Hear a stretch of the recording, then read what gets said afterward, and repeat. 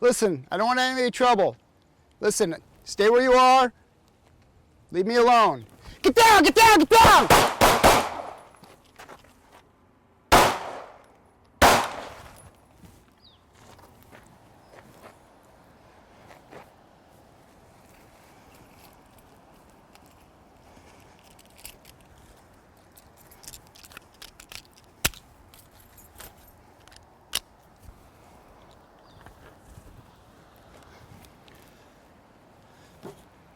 Knowing how to shoot is important, but knowing when to shoot is even more important. I'm Peter Burlingame of the Self-Defense Initiative. I'd like to talk to you about the use of lethal force. I'm going to give you a simple sentence that will help you understand when you can use lethal force.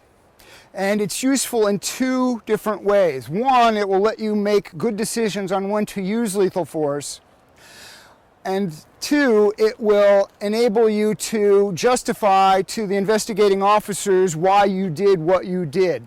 So it protects you twice. It protects you by letting you make good decisions about when to use lethal force, and to help you articulate why you used lethal force in a manner that the authorities will understand.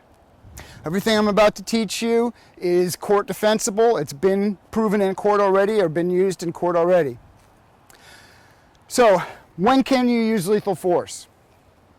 You can use lethal force when there's an immediate, unavoidable threat of death or grave bodily injury to the innocent. An immediate, unavoidable threat of death to the innocent. One way of looking at it is that that's 4 questions that you need to be able to answer yes to and able to justify using lethal force. Is it immediate? Is it unavoidable? Is there a threat of death? And am I or the person I'm protecting innocent?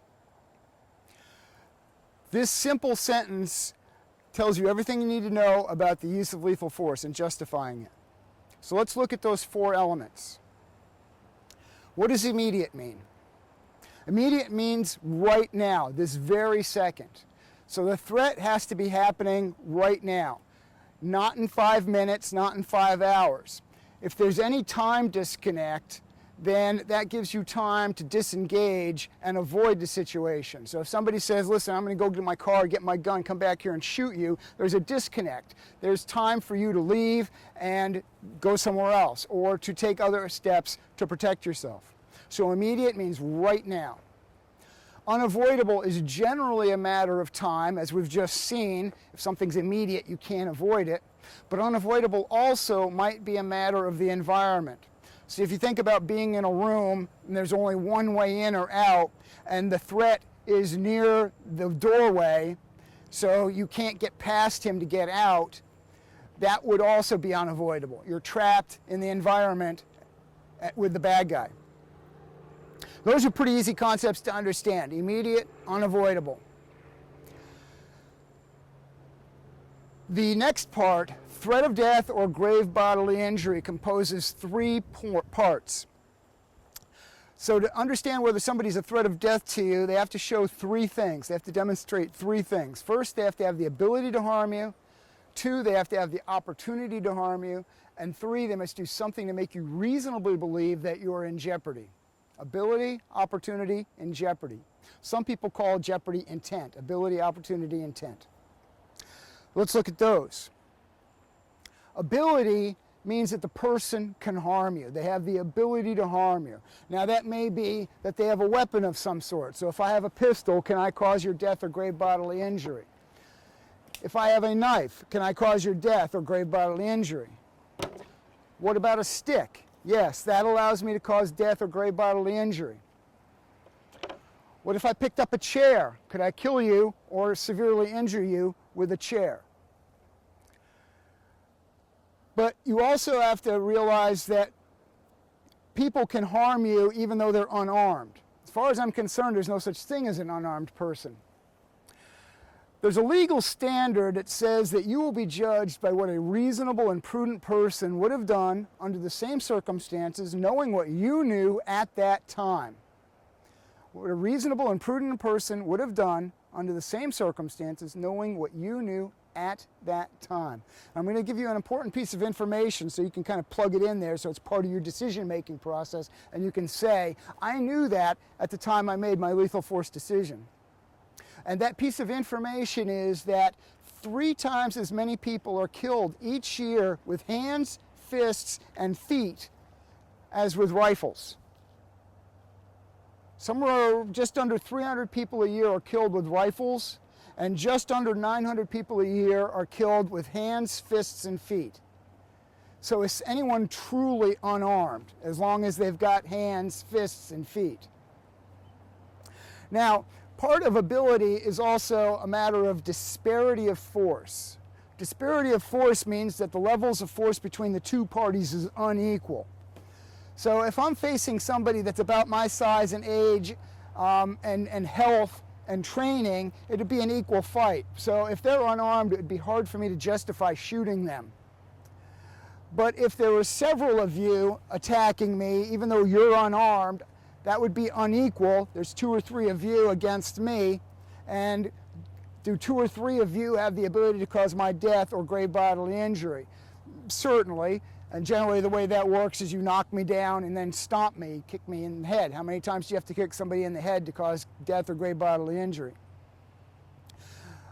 Disparity of force could also be a matter of sex. So a man against a woman is considered an unequal fight. Women don't have the upper body strength that men do. They don't have the aerobic capability that men do, on average. So a man attacking a woman is considered unequal. So it's pretty easy for a woman to justify using a firearm to defend herself against an unarmed attacker.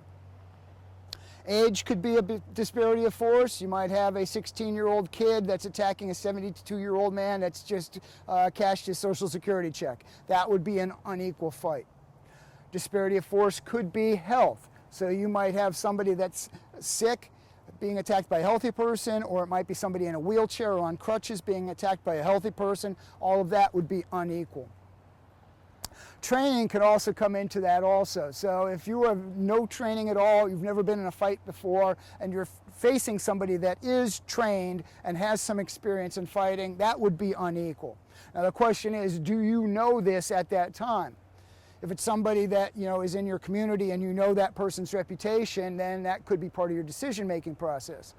But if somebody attacks you and they're unarmed and you shoot them, and it turns out several days later or a week later that you find out that he was indeed a martial artist with a propensity for violence, you cannot use that as part of your defense because you didn't know it at the time, so it wasn't part of your decision-making process. Remember, you'll be judged by what you knew at that time. Now, could you articulate that by the person's body language that they may have known what they were doing? If they came into a boxing stance or some other martial arts stance that was recognizable to you, could you articulate that based on their body language? It looked like they had been in fights before and they knew how to fight, and you had never been in a fight. So all of those go into disparity of force, which all goes into ability to cause your death or grave bodily injury. Opportunity is the next thing we need to look at, and opportunity is generally a matter of distance. So I am about 6 feet away from the camera. If I'm armed with a firearm, do I have the opportunity to hurt you with the firearm at this distance? Certainly. If I have a stick or a knife, a contact weapon,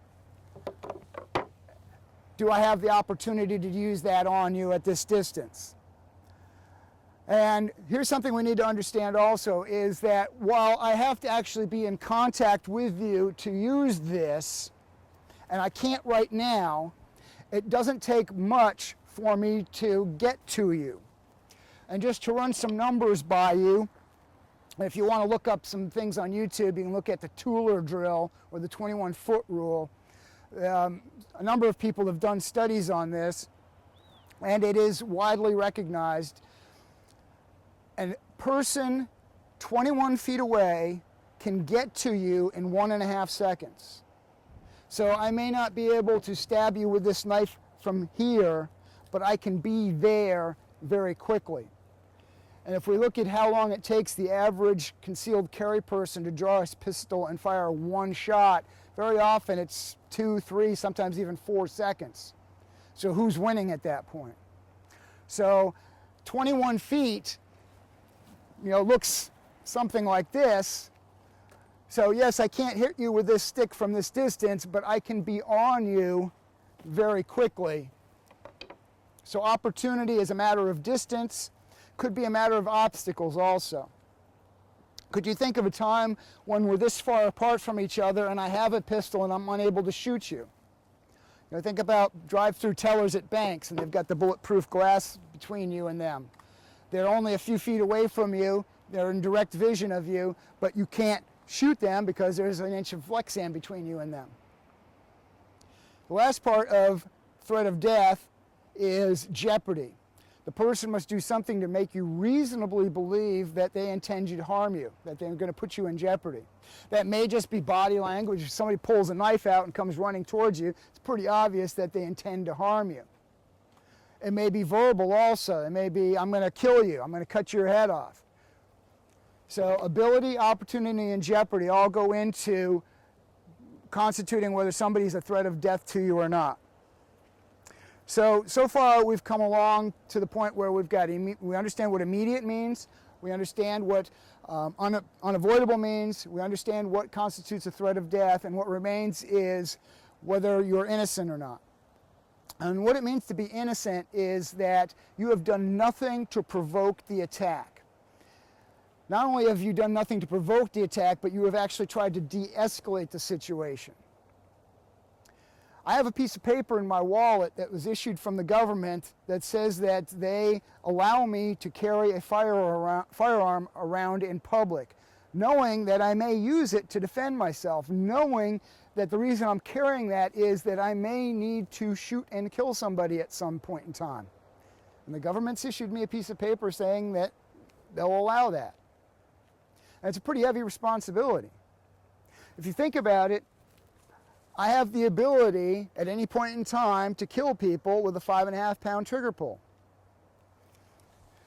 So with that amount of responsibility, the government, society expects more from you. They hold you to a higher standard of care than an unarmed person.